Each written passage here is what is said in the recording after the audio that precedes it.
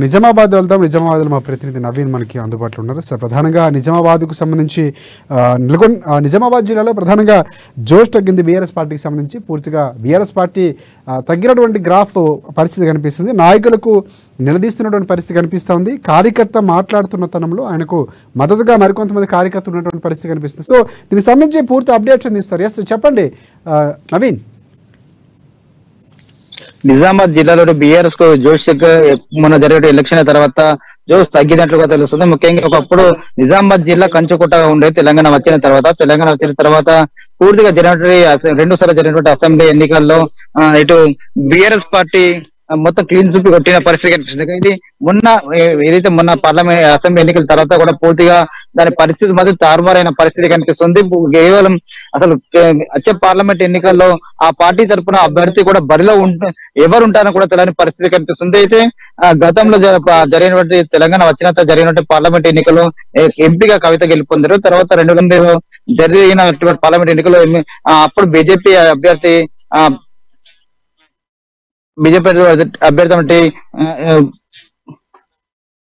అభ్యర్థి చేతిలో కూడా ఘోరంగా ఓడిపోయారు. అయితే అప్పటి నుంచి కూడా కవిత దూరం బయట రాజకీయాలకు కూడా దూరంగా నిజామాబాద్ జిల్లాకు దూరంగా ఉంటూ వస్తున్నారు. అయితే ఆ తర్వాత మొన్న జరిగే అసెంబ్లీ ఎన్నికల్లో ఇటు నిజామాబాద్ అర్బన్ తో పాటు ఇటు బోధన్ నియోజకవర్గం ఇన్ఛార్జ్ గా తీసుకున్నారు. అయితే ఆ ఎన్నికల ప్రచారం పాల్గొన్నప్పటికీ కూడా అక్కడ ఆమెకు అక్కడ పూర్తిగా 2 స్థానాలతో పాటు పూర్తిగా కేవలం ఇటు బాల్కొండ నియోజకవర్గం ఒక్కడే మాత్రం గెలుపొంది. దీంతో కవిత కూడా తర్వాత అప్పటి నుంచి రాజకీయాలు కొద్దిగా దూరంగా ఉంటూ వస్తున్నారు. అయితే తన ప్రచారంలో అయితే ఉన్నటువంటి బీఆర్ఎస్ పార్టీ నాయకులు ఎవరు తనకు సపోర్ట్ చేయలేరు, తనకు మద్దతుగా నిలవలేరు. ఎక్కడ కార్యకర్తలు కలుద్దామన్నా కూడా అక్కడ కలనిపోయే పరిస్థితి ఉందని చెప్పి కూడా చెప్తూ వస్తున్నారు. దీంతో ఆమె పార్లమెంట్ ఎన్నికల్లో కూడా బరిలో ఉంటారా అని కూడా సందేహాలు వ్యక్తం అవుతున్నాయి. ఇంతవరకు కూడా ఎవరు బీఆర్ఎస్ పార్టీ కాంగ్రెస్ పార్టీ తరఫున చూసుకోవచ్చు, బీజేపీ తరఫున అభ్యర్థులు కూడా 3 కాదు 4 బరిలో ఉన్న పరిస్థితి కనిపిస్తుంది. ఇటు బీజేపీ ఉండేది ఇప్పుడు సిట్టింగ్ ఎంపీ అనేవాటి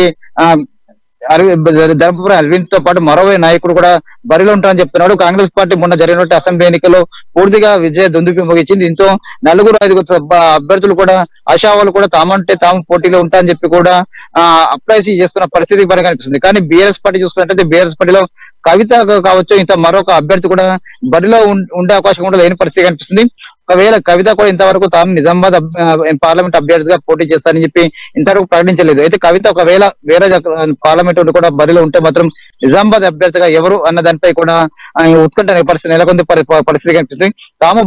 కవితలు ఒకవేళ కవిత పోటీ చేయకుండా తాము బరిలో ఉంటామని చెప్పి కూడా ఏ ఒక్క నాయకుడు కూడా ఇంతవరకు ప్రకటించిన పరిస్థితి మాత్రం కనిపిస్తుందని చెప్పవచ్చు. రాజశేఖర్, రైట్. ఒకటి నవీన్, ప్రధానంగా కాంగ్రెస్ పార్టీ ఇప్పటికే దరఖాస్తుల స్వీకరణ కార్యక్రమం కూడా ముగిసినటువంటి పరిస్థితి. ఎవరెవరు అక్కడ నుంచి ప్రధానంగా దరఖాస్తులు చేసుకున్నటువంటి పరిస్థితి కనిపిస్తుంది కాంగ్రెస్ పార్టీ నుంచి. ప్రధానమైనటువంటి పోటీ అంటే కవిత పాల్గొనకపోవడానికి ప్రధానమైనటువంటి కారణాలు ఏమైనా తెలుస్తుంది. ఎందుకంటే గతంలో జరిగిన చాలా మీటింగుల్లో అక్కడ సమావేశంలో సంబంధించినటువంటి కొన్ని సందర్భాల్లో కూడా ఆమె సమన్వయం చేయడంలో అక్కడ కార్యకర్తలు కానీ నేతలు కానీ సరిగ్గా సపోర్ట్ చేయకపోవడం వల్ల గతంలో ఓడిపోయినటువంటి పరిస్థితి ఉందని ఆమె చెప్పినటువంటి పరిస్థితి ఉంది.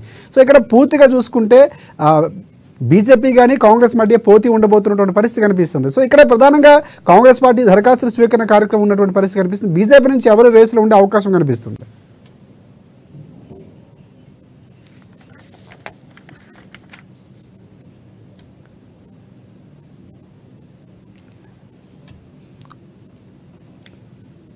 రైట్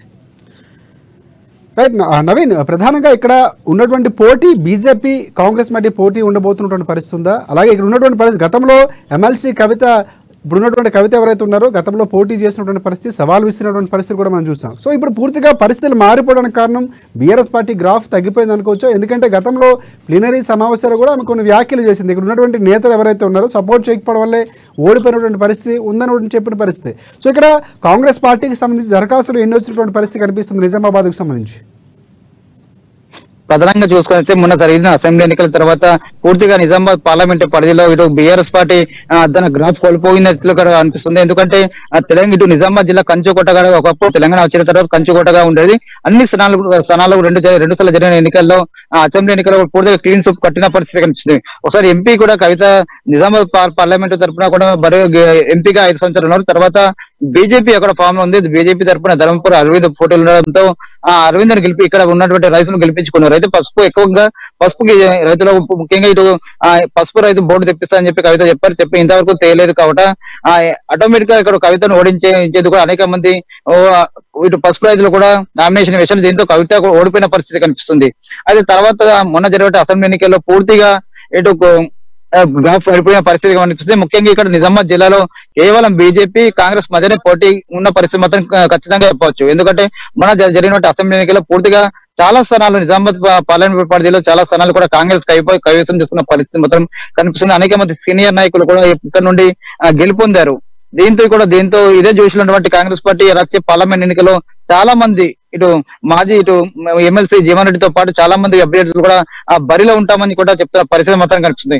బీజేపీ తరఫున ఇటు ధర్మపురి అరవింద్ తో పాటు మరో కొందరు కూడా తాము బరిలో ఉంటామని చెప్పి కూడా ప్రకటించినప్పటికీ బీఆర్ఎస్ పార్టీ నవీన్ ఈ నేపథ్యంలో అంటే బీఆర్ఎస్ పార్టీకి సరైన అభ్యర్థులు లేకపోవడం, ఒకవేళ కవిత పోటీ చేయకపోతే ఈ అంశం అనేది కాంగ్రెస్ పార్టీకి ఎక్కువగా కలిసి వచ్చే అవకాశం ఉందనుకోవచ్చు మనం. ఎందుకంటే బీజేపీకి సంబంధించి ముందు నుంచి కూడా ఉన్నటువంటి గ్రాఫ్ కనిపిస్తుంది. ఇక్కడ ఓట్లు చీలితే కనుక ఎక్కువగా కాంగ్రెస్ పార్టీకి లబ్ధి చేకూరే అవకాశాలు ఉన్నాయనుకోవచ్చు మనం. కవిత ఇక్కడ బరిలో ఉండకపోతే మాత్రం ఖచ్చితంగా ఆ ఓట్లన్నీ ఇటు కాంగ్రెస్ వైపు మళ్ళీ పరిస్థితి ఖచ్చితంగా ఉందని చెప్పొచ్చు. ఎందుకంటే ఇప్పుడు మొన్న జరిగే అసెంబ్లీ ఎన్నికల్లో కాంగ్రెస్ పార్టీ అనేక స్థానాలు గెలుపుకుంది, మంచి జోష్లో ఉన్న పరిస్థితి మాత్రం కనిపిస్తుంది.